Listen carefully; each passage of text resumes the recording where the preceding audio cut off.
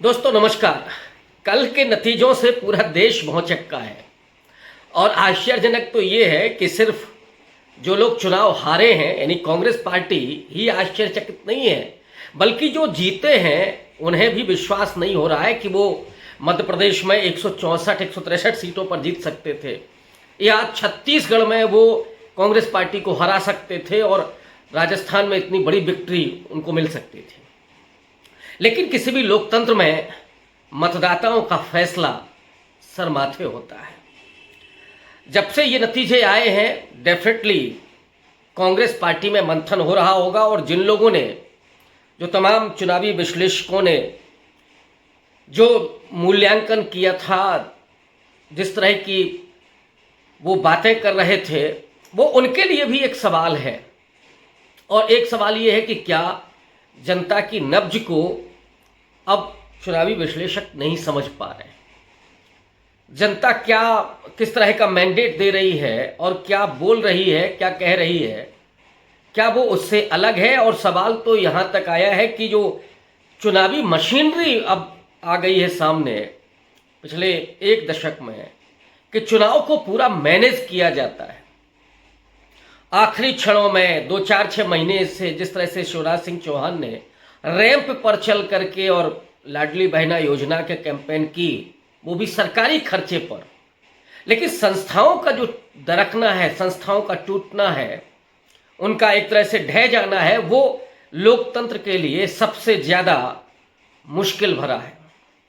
इस पर भी चर्चा होनी चाहिए। सिर्फ ये नहीं है कि मतदाताओं का जो निर्णय रहा वही, क्योंकि अगर लोकतंत्र में मतदाताओं को दिग्भ्रमित करने के लिए तमाम षड्यंत्र हों और लोकतंत्र की संस्थाओं को जमींदोज कर दिया जाए, तो फिर ज़रूरत होती है कि नए ढंग से उस लोकतंत्र की बुनियाद को दुरुस्त किया जाए। लेकिन एक बुनियादी सवाल पर मैं चर्चा आज करना चाहता हूं, जो बीजेपी खेमे से भी बात चल रही है। वो पूरे आईटी सेल के लोग वो पूरी कैंपेन चला रहे हैं और वो इस हार को राहुल गांधी के हार के रूप में दिखा रहे हैं, बल्कि ये कहें तो ज़्यादा उपयुक्त होगा। जो लोग निराश हैं इस पराजय से, जिनकी उम्मीदें थीं कि जो पूरा हिंदुत्ववादी फासिस्ट तंत्र है वो इस बार चुनाव में हारेगा, लोग जिस तरह से राहुल गांधी की रैलियों में आ रहे थे, प्रियंका गांधी की रैलियों में आ रहे थे, ये ठीक वैसे ही दिखा जैसे उत्तर प्रदेश में 2022 के चुनाव में अखिलेश यादव की रैलियों में आए थे। लेकिन उत्तर प्रदेश की नब्ज को मैं ज़्यादा समझता हूँ, ज़्यादा अंदर तक जाकर के देख पा रहा था, तो उसको तो मैंने पकड़ लिया था। लेकिन सच्चाई ये है कि मध्य प्रदेश की नब्ज को मैं भी समझने में नाकामयाब हुआ। छत्तीसगढ़ के विषय में तो ज़्यादातर लोग, इवन जो एग्जिट पोल आए हैं, वो कह रहे थे कि वहाँ तो कोई डाउट नहीं है, तो अति आत्मविश्वास ने वहाँ लुटिया डुबोई कांग्रेस पार्टी की। मध्य प्रदेश में कमलनाथ का पूरा अहंकार और मिसमैनेजमेंट, टिकटों के बंटवारे में गड़बड़ियाँ, ये तमाम चीज़ें ले डूबी। और सबसे ज़्यादा जो दिक्कत तलब हुआ वो था राहुल गांधी का इनको मुक्त छोड़ देना। हालांकि एक डेमोक्रेटिक पार्टी में ये होता है कि स्टेट की जो पार्टी लीडरशिप है उसको मुक्त छोड़ा जाए, लेकिन ये भी ज़रूरी होता है कि अगर स्टेट लीडरशिप गड़बड़ियां कर रही है तो उसकी चूड़ियां भी कसी जाएं और स्ट्रेटजी बन के आना चाहिए ऊपर से और ज़मीन को परख करके। तो क्या राहुल गांधी ने भूपेश बघेल, अशोक गहलोत या कमलनाथ को फ्री छोड़ करके, माने पूरे उनको अधिकार दे करके कि आप जैसे चाहें वैसे चुनाव लड़ें, क्या यहाँ पे गलती की है? और कोई दूसरा चेहरा किसी स्टेट में नहीं था, यही तीनों चेहरे थे जिनको फिर से सीएम बनना था।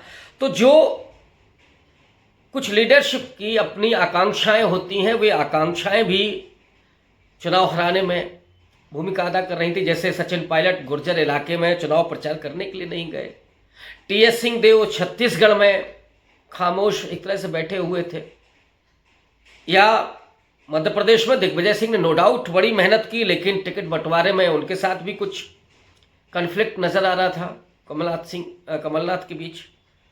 तो क्या जो सेकंड लीडरशिप थी उसके थोड़ी सुस्ती या उसकी निराशा की वजह से कांग्रेस पार्टी को ज्यादा बड़ी मुश्किल का सामना करना पड़ा, ज्यादा बड़ी पराजय उसको मिली? और सबसे बुनियादी सवाल जिस पर मैं चर्चा कर रहा हूं, क्या इसे राहुल गांधी की पराजय के तौर पर देखा जाना चाहिए? मैं समझता हूं कि राहुल गांधी ने चारों बल्कि पांचों राज्यों में, मिजोरम और आप तेलंगाना को भी ले लें, बहुत सारे लोग बता रहे हैं कि तेलंगाना की बागडोर केवल राहुल गांधी के हाथ में थी, जो अपने हिसाब से वहां चुनाव लड़ रहे थे। चूंकि वहां लीडरशिप पहली बार एक तरह से इंट्रोड्यूस हो रही थी तेलंगाना में, तो वो राहुल गांधी के ही देखरेख में चुनाव हो रहा था। और राहुल गांधी के बेहद करीबी डीके शिव कुमार, जो कर्नाटक के डिप्टी सीएम हैं और कांग्रेस पार्टी के चाणक्य माने जाते हैं, असल में दक्षिण भारत का जो पूरा किला है उसको उन्होंने चाक चौबंद किया है, वो वहां पर देख रहे थे।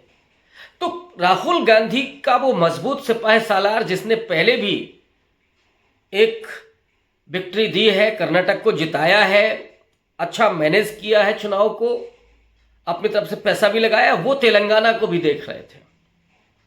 और बीआरएस के खिलाफ जो एंटी इनकम्बेंसी थी उसको बहुत अच्छे से भुनाया कांग्रेस पार्टी ने।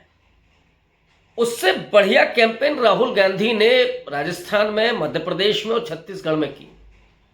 बुनियादी सवालों को उठाया, जातीय जनगणना के सवाल को, माने ओबीसी आउटरीच के लिए।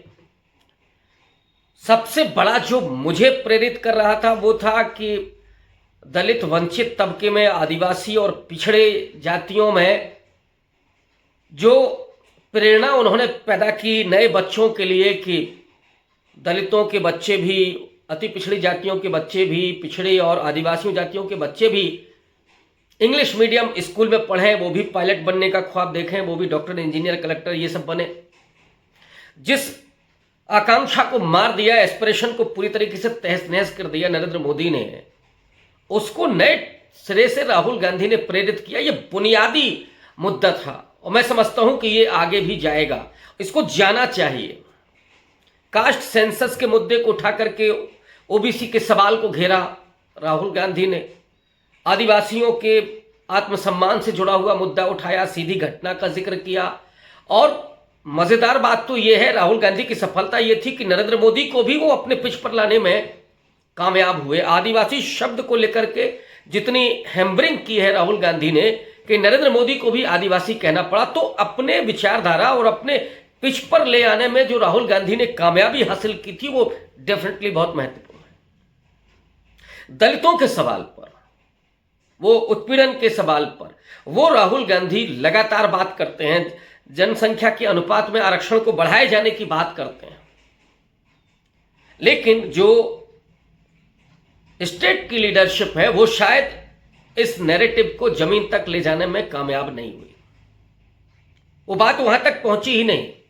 और उससे ज्यादा तो मुझे आशाजनक ये लग रहा था मध्य प्रदेश में पहले से भी कि वहां पर इन दो लीडर्स के अलावा और तीसरे लीडर वहां पे फूल सिंह बरैया भी थे, जो बीएसपी से आए हुए दलित नेता, लेकिन किसी आदिवासी नेता का, किसी दलित नेता का, किसी ओबीसी और अति पिछड़े नेता को कहीं आगे ही नहीं किया गया। और ये कमलनाथ की वजह से हो रहा था। राहुल गांधी को इस बात पर ध्यान देना चाहिए कि स्टेट लीडरशिप को आप फ्रीडम दें, ये जरूरी है, लेकिन प्रतिनिधित्व के सवाल पर राहुल गांधी को अब हस्तक्षेप करना पड़ेगा, क्योंकि जरूरत सबसे ज्यादा इस समय पिछड़े, अति पिछड़े और दलितों में, आदिवासियों में, वो है प्रतिनिधित्व का सवाल। प्रतिनिधित्व देना पड़ेगा। तो मैं समझता हूं कि ये राहुल गांधी की कतई पराजय नहीं है, बल्कि वो योद्धा, तो असली नायक वो होता है जो मुकाबले में, रण क्षेत्र में मुस्तैदी से लड़ता है, हिम्मत हारता नहीं है, भले ही वो अंतिम परिणाम कुछ भी हो। असली हीरो मैं समझता हूं राहुल गांधी को इस पूरे चुनाव का, जहां कहीं भी कोई छद्म नहीं, कोई झूठ नहीं, कोई प्रपंच नहीं, सीधी बात, दो टूक बात, मुद्दे पर बात। और इसीलिए आज की राजनीति के जो बदलाव को राहुल गांधी स्पष्ट कर रहे हैं उसे उसकी सराहना की जानी चाहिए। और इसीलिए मैं कह रहा हूं, मेरा अपना जो निष्कर्ष है कि ये स्टेट लीडरशिप की पराजय है, उनकी अकुशल रणनीतियों की पराजय है, दलित पिछड़े व आदिवासी लीडरशिप को आगे नहीं करने की वजह से ये पराजय है। और मध्य प्रदेश में भारतीय जनता पार्टी के 10 मुख्यमंत्री लड़ रहे थे अलग अलग जातियों के, जिनमें अपेक्षाएं उस समाज में पूरी पैदा कर दी गई। तो ये असली विश्लेषण है, असली मुद्दा रहा राहुल गांधी के कैंपेन करने का, उनके नायकत्व का, और स्टेट लीडरशिप ने जो लुटिया डुबोई है उस पर भी मंथन चिंतन होना चाहिए। आज के लिए दोस्तों बस इतना ही। बीच बीच में आपके साथ आता रहूँगा। बहुत शुक्रिया, धन्यवाद।